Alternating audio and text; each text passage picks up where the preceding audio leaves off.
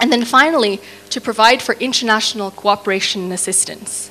And so if we look around the world at the present time, 128 countries have ratified the convention, meaning to say they have become party to the convention. So they are the states parties. And you can see on the map in green, these are where they are located. So almost without exception, South America has ratified the convention. Great parts of Africa, lots of Asia, with the exception of Thailand, but I understand the ONCC is working very hard to fast-track the passage of the convention through Parliament, and Europe as well, with the exception of places like the United Kingdom. And so meaning to say that when you have 128 countries out of some, say, 200 countries around the world who have all signed on to this convention, it becomes a quite powerful framework for international cooperation and assistance, as well as setting some kind of standards for action, both at a regional level, as well as maybe a bilateral level, as well as at a provincial or national level. And so one of the things that makes this convention very different from all the other conventions in the past was that even though it is a convention and an international convention, meaning to say it is something that governments adopt in order to put in place in their own countries, and necessarily, therefore, requiring a certain mechanism of the state in order to make it operational. At the same time, unlike the other conventions, which are exclusively top-down, if you look at the World Heritage Convention, in the entire text of the convention, only one article makes reference to the word community. And everything else is about the state this, the state that, the state this, the state that. So heritage becomes the purview of the state exclusively. Defining the heritage, inventorying the heritage, safeguarding the heritage is the business of the state. Now the 2003 convention takes a very different starting point. It says in the very beginning of the convention, the preamble to the convention, that recognizing that communities, in particular indigenous communities, groups, and in some cases individuals, play an important role in the production, safeguarding, maintenance, and recreation of the intangible cultural heritage, thus helping to enrich cultural diversity and human creativity. So meaning to say the heart of the convention is the communities who are the people who produce this cultural heritage, who transmit the cultural heritage, and who practice the cultural heritage on a day-to-day basis. These are the people who are the clients, the owners, the beneficiaries of this convention. And it sets out in more detail in Article 15 exactly what is the role of these communities. It says that the participation of communities, groups, and individuals is very important.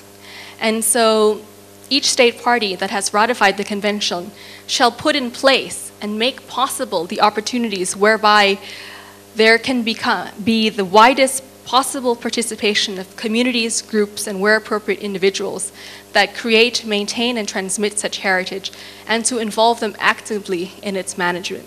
Meaning to say that when the convention is put in place, for instance, in a place like Indonesia, which has been one of the very active adopters of the convention through its national and subnational actions, it means that communities all throughout Indonesia have a responsibility to take part in all aspects of the convention that we will enter into later. And so what is intangible cultural heritage, at least according to the 2003 convention? The convention says that the intangible cultural heritage means the practices, representations, expressions, knowledge, skills that communities, groups, and individuals recognize as part of their cultural heritage.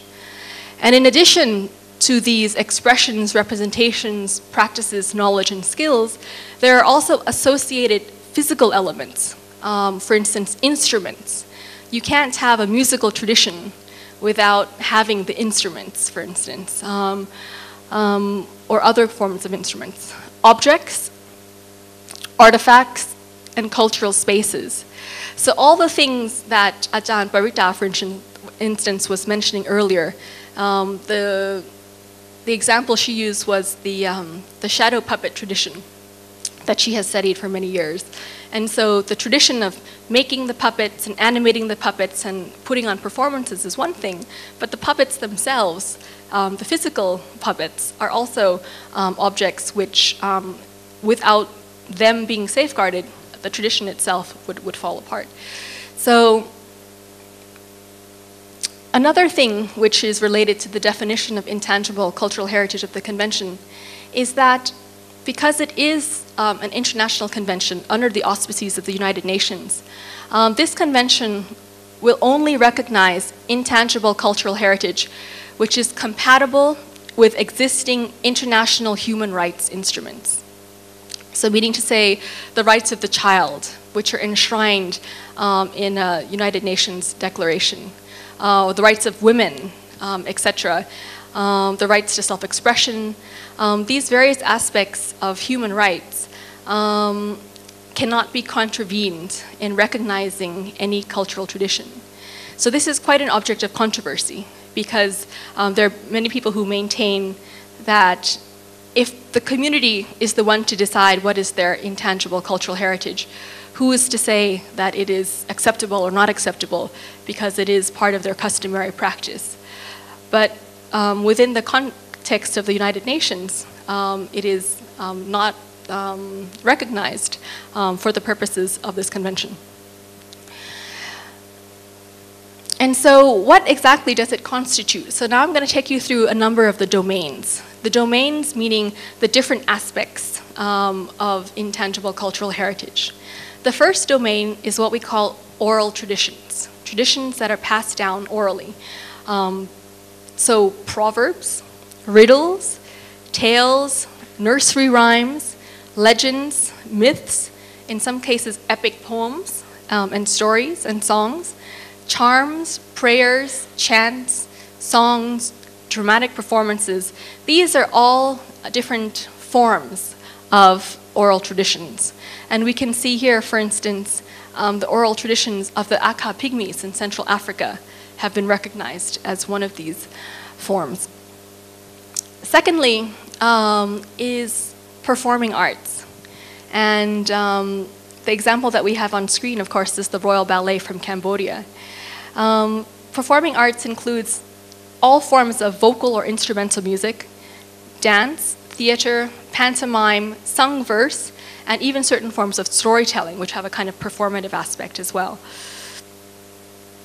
Third, we also recognize social practices, rituals, and festive events. And so things like ancestral rites from Korea, or an annual carnival that takes place in Bolivia, these kinds of festivals are activities that structure the lives of communities and groups, linked to the life cycle of individuals and groups, such as initiation rites or burial rites, or linked to the agricultural calendar, the succession of seasons or other temporal systems, etc. So over the course of a year, there may be harvest festivals, there may be rice planting festivals, etc. And these are all the types of social practices that could be considered one of the things under this domain. Next, there is that whole group of intangible cultural heritage which has to do with knowledge about nature and the universe.